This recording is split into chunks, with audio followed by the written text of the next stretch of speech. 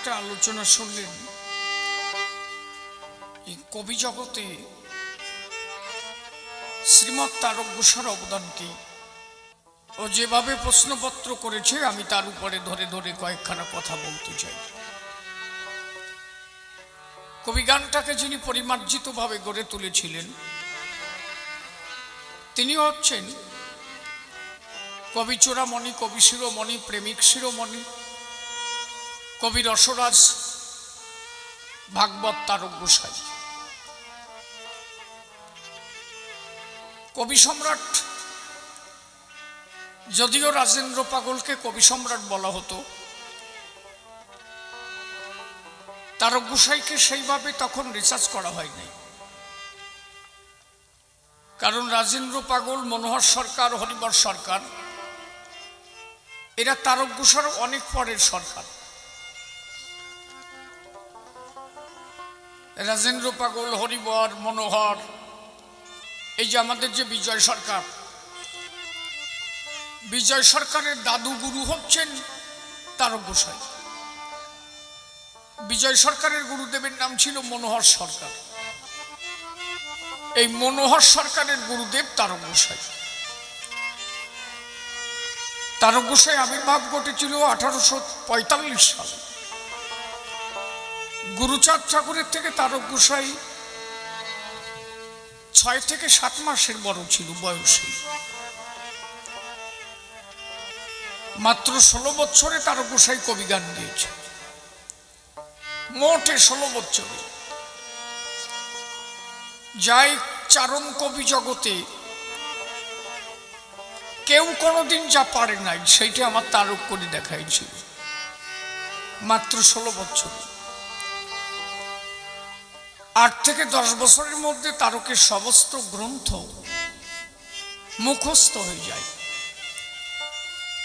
তার প্রমাণস্বরূপ আমরা পেয়েছিলাম যেদিন দুর্গাচরণ চট্টোপাধ্যায়ের বাড়িতে ভাগবত পাঠ হয়, তখন ব্রাহ্মণ্যবাদ,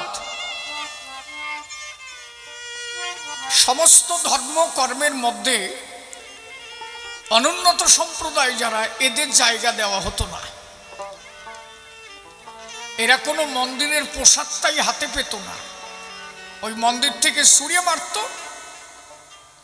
মাটিতে পড়তো, মাটির থেকে খুঁটে খুঁটে নিয়ে মুছিয়ে তাই খেতে হতো। ভাগবত পাঠ হচ্ছে দুর্গাচরণ চট্টোপাধ্যায়ের বাড়ি। ব্রাহ্মণ তো,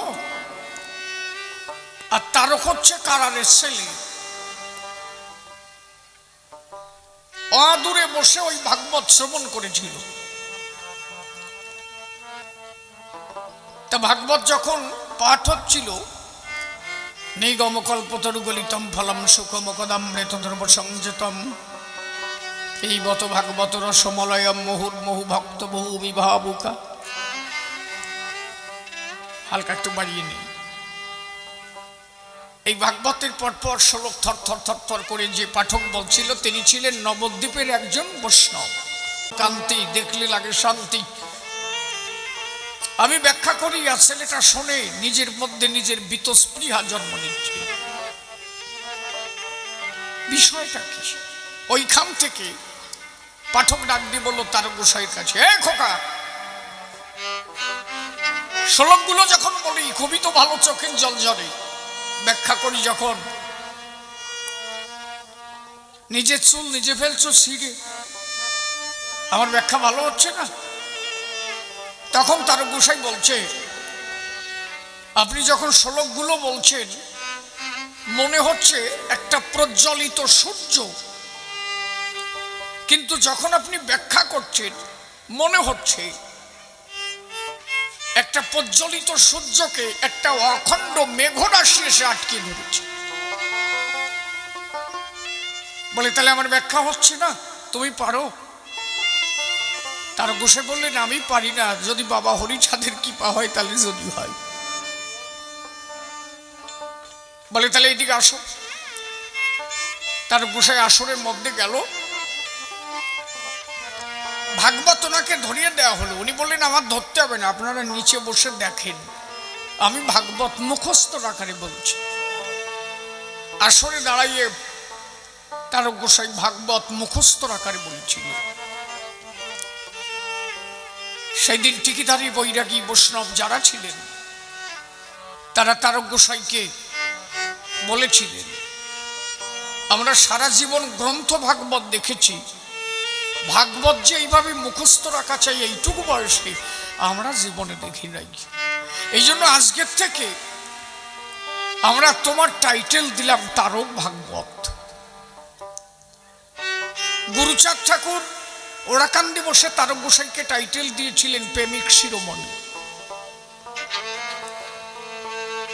আর একজন ছিলেন ডক্টর উপেন্দ্র বাবু, উনি তারক গোসাইর গান শুনে তারক গোসাইকে উপাধি দিয়েছিলেন কবি চৌড়ামণি।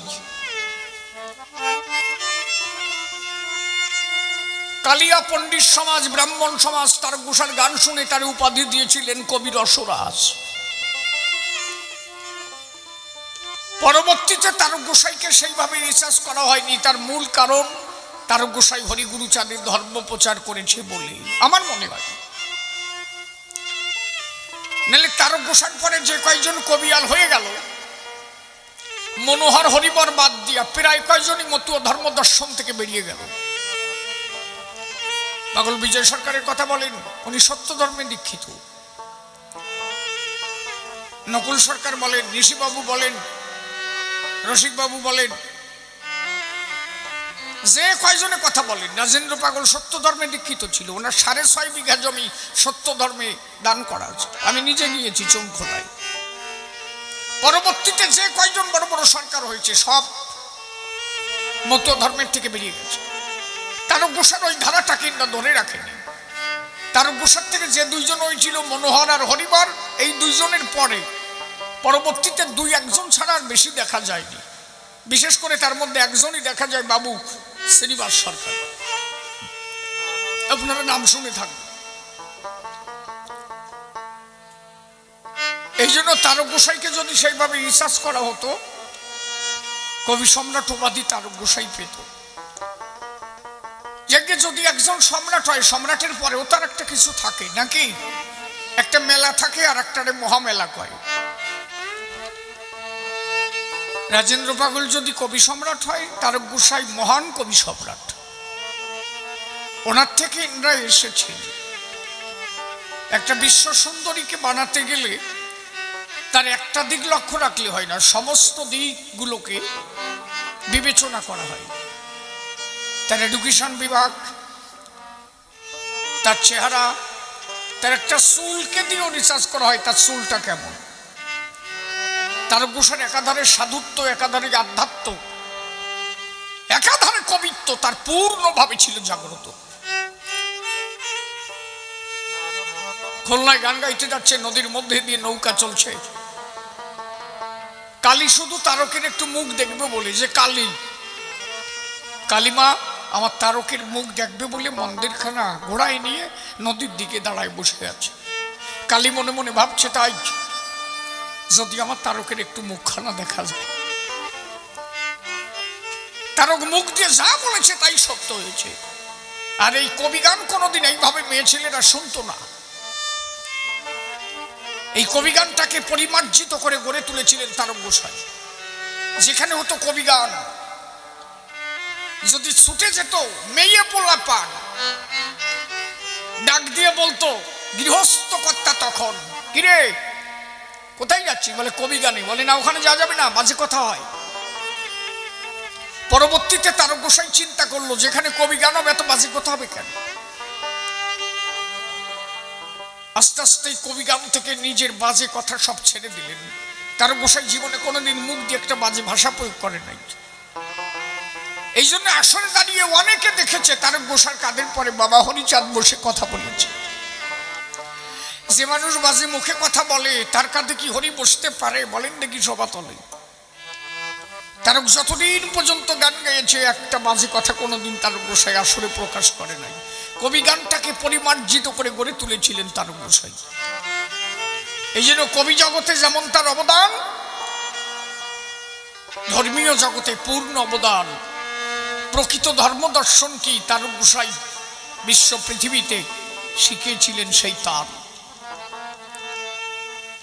আমি আগে গিয়ে শোনাই খানা। ও গিয়ে দেখলাম মতুয়া পাড়া, আটপাড়া, শীতে তো বসে গেছি আমি।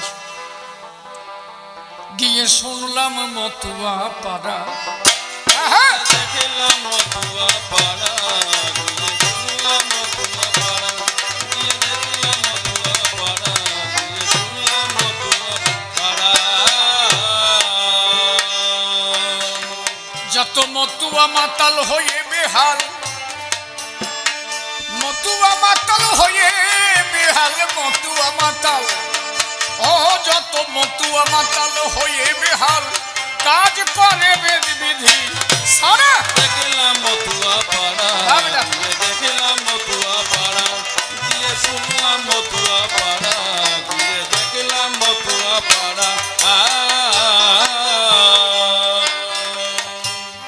মতুয়া পাড়া উঠছে সারা, শুনলাম তাদের আইনি পাড়া।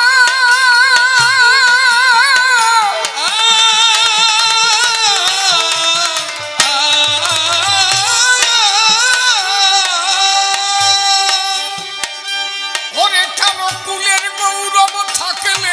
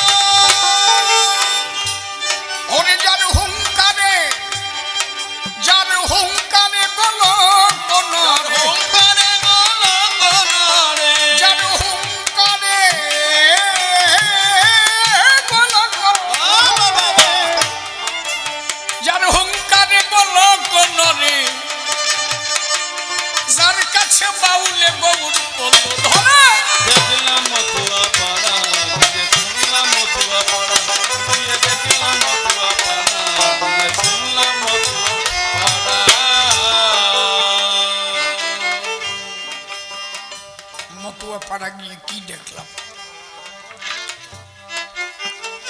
অশ্বিনী গোসাই বললেন, আমি যা দেখলাম তাই শোনো। গিয়ে দেখলাম মতুয়াপাড়া, গিয়ে শুনলাম মতুয়াপাড়া। এই মতুয়া দর্শন যেখানে শুধু প্রেম আর ভক্তির আয়োজন, হরিলীলামৃত যারা করেছে দর্শন পরিষ্কারভাবে তার মধ্যে লিখেছে আমার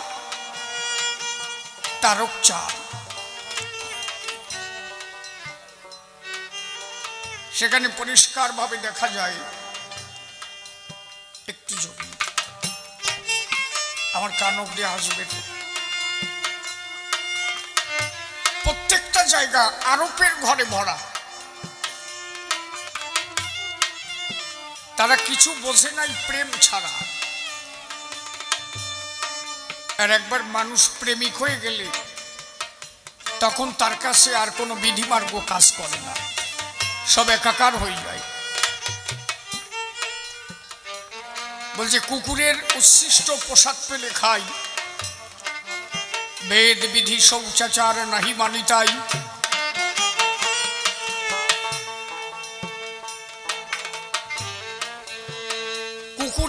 কুকুরের উচ্ছিষ্ট তার মানে কি, তখন তার কাছে কে কুকুর, কে বিড়াল, কে পশু, কে পাখি, এই লক্ষ্য থাকে না। একবার প্রেমের ঘরে মানুষ পৌঁছায় গেলে তখন সর্বভূতে হরিময় জগৎ দর্শন করে। এ মহাদেশে তার হরির অভাব কিসে? যার চরিত্র পবিত্র, হৃদয় সদা প্রেমানন্দে ভাসে। জলে হরি, স্থলে হরি, হরি হৃদয় বাসে, অনলে অনিলে হরি, হরিরূপ রসে গেছে মিশে।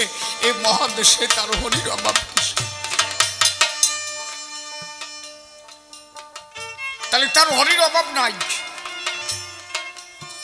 একবার যখন মানুষ প্রেমিক হয়ে যায়, প্রেমের ঘরে পৌঁছায়, তখন বিধি মার্গের ঊর্ধ্বে চলে যায়। বাসুর আছে, ধর্মে কি এটা বিধানের মধ্যে থাকে। বাসুর বৌমারে প্রণাম দেয়, এটা হবে? বলবে না শালা পাগল হয়ে গেছে। বাসুর ওই বৌমারে সাপা দেয়, ইয়া মানুষ কি কয়, বেতাল কয় না নাকি?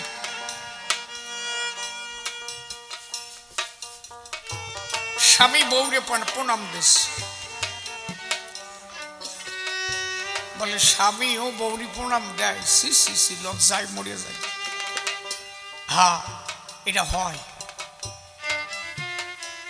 দেখবেন যখন ভক্তরা মাতাম দেয়, মাতামি যখন মেতে যায়, প্রেমের ঘরে যখন পৌঁছায় যায়, তখন কোথায় বাসুর আর কোথায় বউ, কে বৌমা, কে স্বামী, কে ননদ, কে শ্বশুর, কে শাশুড়ি, এই লক্ষ্য তার মধ্যে তখন আর থাকে না।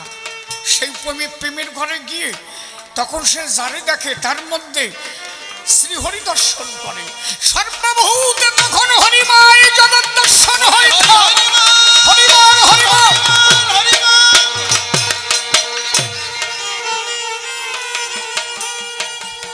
তোরা কিছু কিছু দিন বেতাল করিস, এই সমস্যাগুলো প্রতিদিন বাড়ি গেলে হয় না।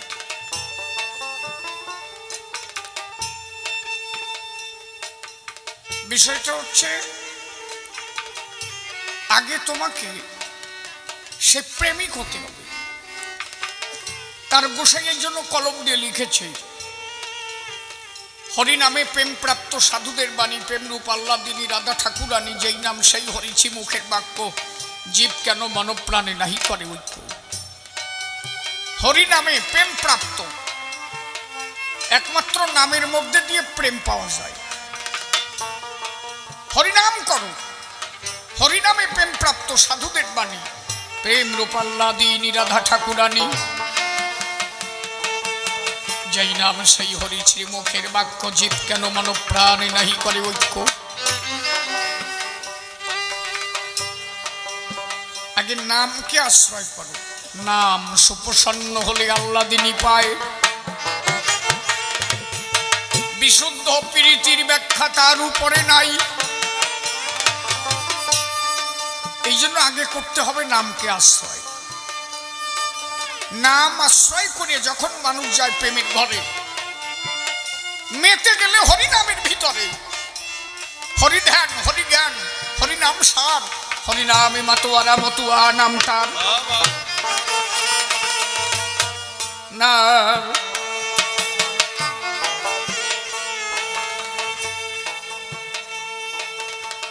একটা দল রাস্তা দিয়ে যাচ্ছে, লাল কাপড় পরে যাচ্ছে, লাল একটা কাপড় গায়ে আছে, উদ্রক্ষীর মালা আছে, জয় তারা। এই জয় তারা তারা বলতে বলতে রাস্তা দিয়ে যাচ্ছে। আপনি কি বলবেন যে মতুয়ারা যাচ্ছে? বলবেন কি? কি বলবে? আসছে বলবে ওরা কালীর ভক্ত, কালী ভক্তরা যাচ্ছে নাকি? কিছু লোক দেখা গেল সাদা ধুতি পরে, গেরুয়া একটা পাঞ্জাবি পরে, কিছু তুলসীর মালা নিয়ে রাস্তা দিয়ে ঘোর করতাল নিয়ে গান গাইতে গাইতে যাচ্ছে। আপনি কি বলবেন? মতুয়ারা যাচ্ছে বলবেন কি? কথা কর না কেন? ছাতা বোঝে না তা বলবেন না যে বৈষ্ণবরা যায়, বৈরাগীরা যায় নাকি?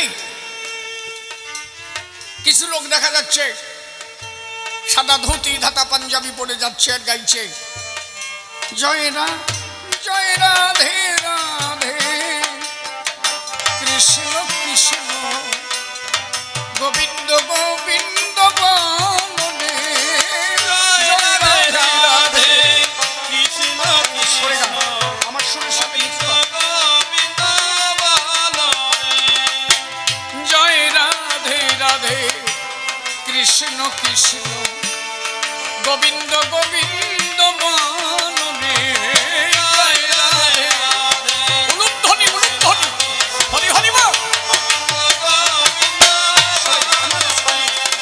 রাধে গোবিন্দ গোবিন্দ গোবিন্দ গোবিন্দ গোবিন্দ ও রাধে গোবিন্দ গোবিন্দ গোবিন্দ গোবিন্দ গোবিন্দ বলে সদা ডাক করে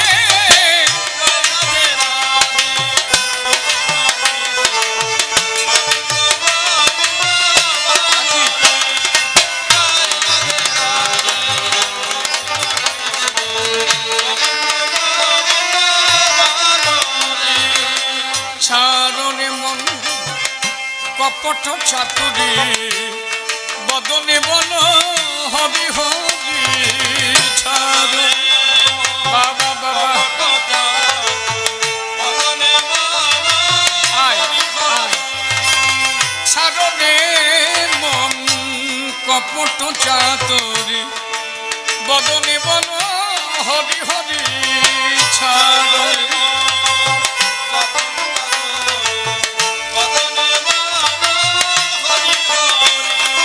হরিনাম পরম ব্রহ্ম জীবের মূল বর্ণনা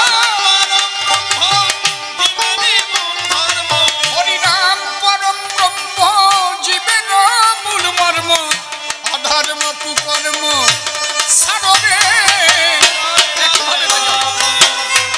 হ্যাঁ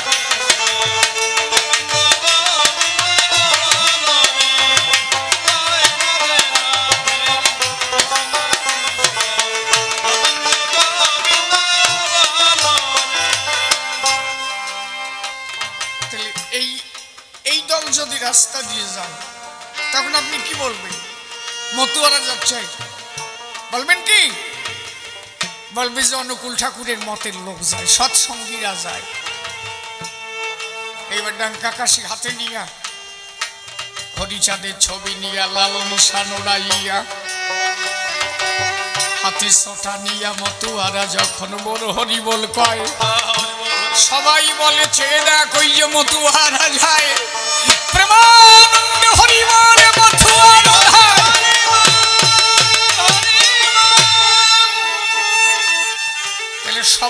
মতুয়া বলা যাবে না।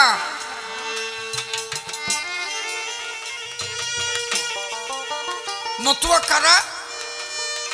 হরিধ্যান, হরিজ্ঞান, হরিনাম সার, হরিনামে তোমার মতুয়া নাম তার।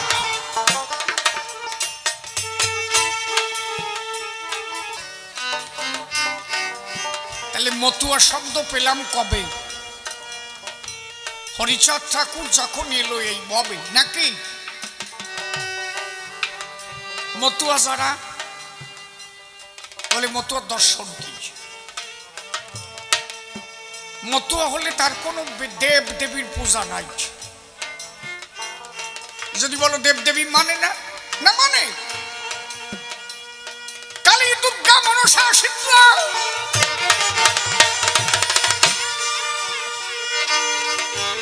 আমরা সবাইকে মানি, সবাইকে জানি। আমি কালীরে মানি, আমি দুর্গারেও মানি, আমি শীতলারেও মানি, আমি এও জানি তারা আছে।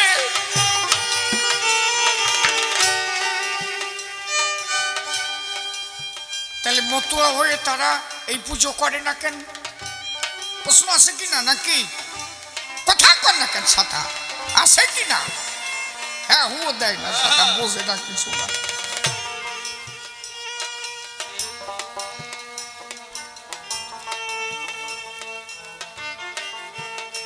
একমাত্র হরিকে যদি কেউ ভালোবাসে, হরিনাম যদি কেউ ভালোবাসে, সেই ভক্তের দর্শনে দেব দেবীরাও আসে। কি বলছি বোঝো নাই?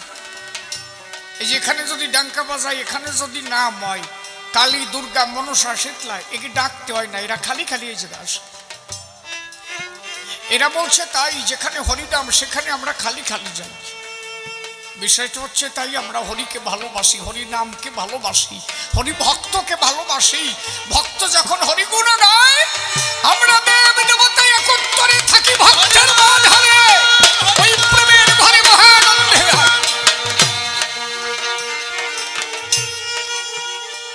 প্রমাণ আছে অনেক কয় জায়গায়। যদি প্রমাণ চান, ও প্রমাণ আছে হাজার হাজার। অশ্বিনী গোসাই জীবনে গঙ্গা পুজো করে নাই, অশ্বিনী গোসাই জীবনে কালী পুজো করে নাই। অশ্বিনী গোসাই যখন মধুমতিতে ঝাঁপ দিল নিজের জীবন বিসর্জন করবে বলে, গঙ্গা এসে আমার গোসাইরে কাঁধে নিয়ে দাঁড়ালো। মকর বাহিনী গঙ্গা এলো, বললো মা আমারে গ্রহণ কর, আমি জীবন দিতে এসেছি, এ জীবন আর রাখবো না। আমি গুরু সাদের তমিল ভেঙে ভাই হলাম অপরাধী। এটা গান আছে না? আমি গুরু বই মুখ হয়ে রুলাম ভাই এ মুখ কেউ দেখো না, আমি এ জীবন আর রাখবো না, তাই তোর কাছে এসেছি। আচ্ছা, উনি তো কোনোদিন গঙ্গারে ডাকে নাই, তো উনি ঝাঁপ দেওয়া মাত্র গঙ্গা আসলো কেন? গঙ্গা ডাক দিয়ে বলছো অশ্বিনী ঠাই, আমিও বসে আছি, কবে তোর মতো একটা প্রেমিক হরি ভক্তের চরণ ধুলি পাবো। আমিও ভক্তের চরণ ধুলি আমার সর্বাঙ্গে মাথানো। হরিবল হরিবল।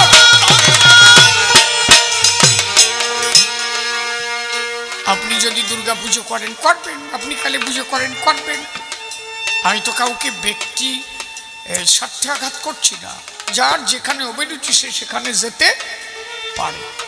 কিন্তু আমার মনে হয় যদি কেউ হরিকে ভালোবাসে, তার আর কারো পুজো না দিলেও তারা তার পুজোয় সন্তুষ্ট হয়, তার আর কোনো পুজো লাগে না। অশ্বিনী গোসাইকে গঙ্গা কাঁধে নিয়ে নৃত্য শুরু করল, বলল তোর মতো হরিভক্তকে আর কোথায় পাই। তার গোসাই কবি গানে যাচ্ছে, কালী তারে ডাকবে বলে মুখ গুঁড়োই নিয়ে বসে আসছে। এত কবিয়াল থাকতে, এত মাতৃ সাধক কবিয়াল থাকতে, নবগঙ্গার তীরে লক্ষ্মীপাশা কালী মন্দিরে কালী এসে বলল আমার তারক যদি একজোড়া শাখা দেয় সেই শাখা আমি নেব। তার মানে কি? তার মানে কালীও জানে হরিভক্ত হলে আমি তার কাছে যাই, হরিভক্তের উপরে জগতে আর কেউ নাই। হীরামন পাগল কি কইছে জানো?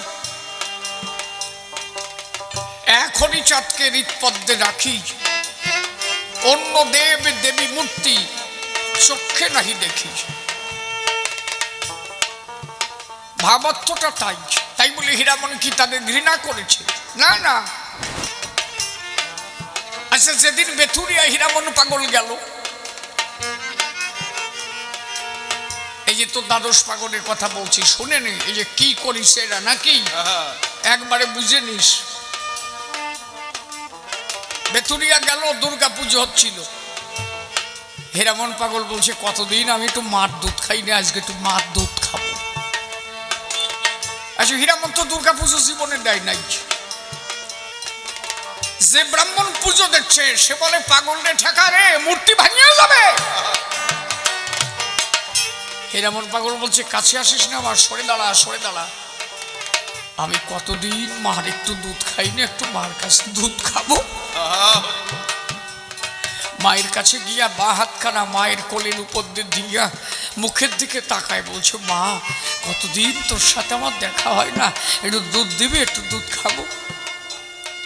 হাজার হাজার ভক্ত ছিল। হীরামন মায়ের আঁচলখানা ফেলে দিয়ে ব্লাউজের হুকগুলো খুলে মাটির মূর্তি তার স্তনে মুখ লাগাইয়ে যখন হীরামন পাগল দিয়েছে টান, হাজার হাজার ভক্ত প্রাণ দেখেছিল। তখন ওই মাটির মূর্তি থেকে স্ফুটন আকারে দুগ্ধ হীরামনের জন্য হয়েছিল নিঃস্ব।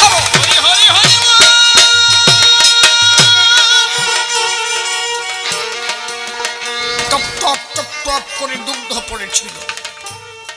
আচ্ছা, হীরামন কোনোদিন দুর্গারে ডাকি নাই, এইটা কেন হলো? তার মানে বোঝা গেল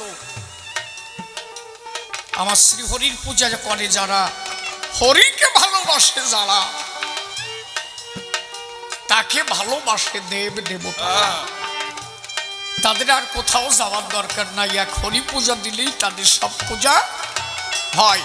এই জন্য বলেছে হরিধ্যান হরিজ্ঞান হরিনাম সার, হরিনামে মাতোয়ারা মতুয়া নাম তার। কথা বোঝা যাচ্ছে নাকি? এর পরিষ্কার করে করছি, এর মধ্যে কোনো বেজাল নাই। ওই সবাই সন্তুষ্ট করতে পারবো না আমি। এইরকম যদি ভাবো যে সবাই একটু দিয়ে দিয়ে যাক, না এ পারবো না। আমি যেটা সাচ্চা কথা সেইটুকু করছি, ফাজিল কথা আমি পারবো না। যেটা না তা আমি কব কেন? যে জায়গা যা মেশে না তা আমি বলতে পারবো না। তাহলে মতুয়া যারা বিধি মার্গের ঊর্ধ্বে থালা, তাদের কোনো পূজারও প্রয়োজন হয় না। যদি একবার হৃদয় ঘটে চিত্ত পটে আসন নিতে পারে, এটা একবারে হয় না। বিধিমার্গ একটা বিধান, বিধানের উপরে চলছে। ওই যে কলা গাছ দেশে, অম্রপল্লব দেশে, ঘট দেশে, এগুলো তো বিধানের মধ্যে পড়ে। এগুলো তোমরা দিলে কেন? এর কারণ হচ্ছে একটা মিলিটারি চাকরি পায়, তার একটা বন্দুক ধরায় দেয়, একটা সিঁদুর দিয়ে বারে বারে কয় যে ওইটা লাগাও। প্রথমে যখন ঘাই দেয় সিঁদুরে লাগে লাগে না, 5-7 আর দুধ দিয়ে যায়। কিন্তু নিরিখ ধরতে ধরতে ধরতে ধরতে এমন একটা সময় আসে ঘাই দিলেই সিঁদুরে লাগে, ঠিক কিনা? প্রথমে কি লাগে? কারণ তখন তার নিরিখ এখনো ঠিক হয় নাই। মতুয়া দর্শনটা হচ্ছে তাই। ওই যে মন্দিরখানা দেওয়া, ঘটগুলো বসানো, অম্রপল্লব দেওয়া, এটা বিধানের মধ্যে। তা মতুয়া তো বিধানের ঊর্ধ্বে। বিধান করলে কেন? কারণ হচ্ছে তাই ওই বিধানের মধ্যে পুজো করি।